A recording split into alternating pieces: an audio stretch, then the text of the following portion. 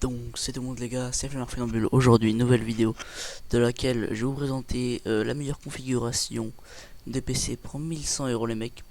Et donc c'est parti, ça va être une vidéo très rapide pour vous montrer tout en détail. Donc les gars, moi comme j'ai mis le lien du PC dans la description les gars, vous cliquez sur le lien et vous devez arriver sur cette page juste ici les gars. Et donc après vous allez aller dans configurer le PC et je vous retrouve sur la configuration qu'il faudra, enfin sur tout ce qu'il faudra changer. Donc les gars, là j'ai terminé de configurer tout le PC les mecs. Donc là, ce que j'ai changé d'abord en premier, c'est le refroidissement du CPU les gars. Donc vous allez mettre le water cooling, le MSI X MPC Mac Core Liquide M240 noir en 240 mm. Voilà.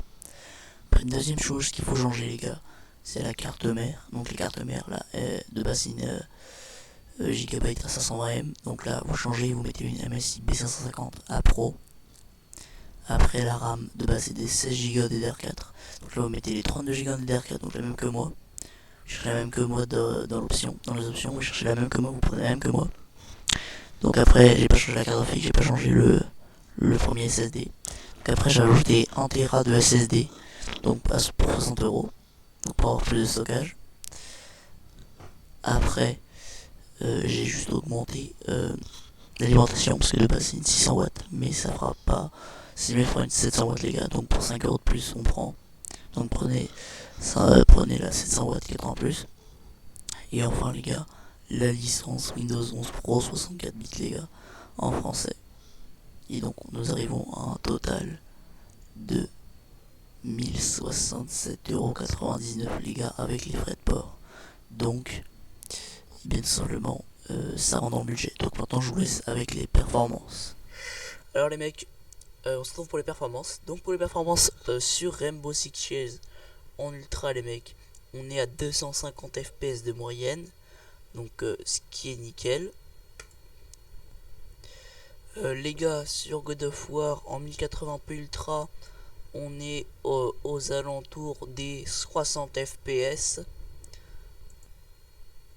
Les gars, en mode performance sur Fortnite, on est aux alentours des 400 fps. On peut monter même jusqu'à 500 fps en mode performance en 1080p.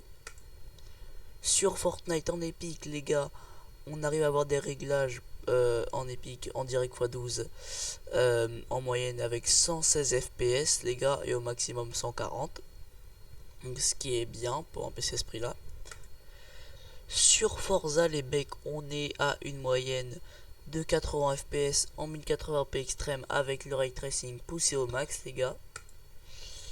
Les gars, sur GTA 5 on est à une moyenne de 140 fps en ultra en MSA x4. Donc nickel les gars, mon pouce, si vous voulez faire du RP et tout, c'est largement bon. Vous pouvez même encore mettre les settings encore plus haut. En 1080p ultra sur Cyberpunk 2077 les gars, on est à une moyenne de 60 fps. Donc c'est assez fluide pour pouvoir jouer en ultra les gars. Sur Elden Ring avec le en 1080p maximum et le ray tracing activé, on a une moyenne de 45 fps les gars. Sans le ray tracing d'activer les gars, on est à une moyenne de 60 fps. Sur The Last of Us en 1080p ultra les gars, on est à 60 fps de moyenne. Sur Red Dead Redemption les gars, en ultra en 1080p, on est aux alentours des 70 fps. Sur Hogwarts Legacy, les gars, on est en 1080p ultra avec le ray tracing en ultra et le DLSS 3 quality. On est à une moyenne de 80 fps, ce qui est énorme pour avoir une qualité comme ça les gars. Les gars, sur Spider-Man Miles Morales en 1080p Very High avec le ray tracing en Very High et le DLSS 3 quality, on est à une moyenne de 100 fps les gars. Et les gars, en plus basse qualité sur Spider-Man, on est à une moyenne de 125 fps. Et pour finir les gars, sur Valorant en height les gars, on est à une moyenne de 420 fps. donc ce qui est très bien.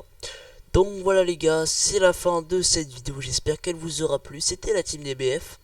Je vous mets le lien pour le PC dans la description les gars. Et puis je vous dis à une prochaine vidéo les gars. C'était la team.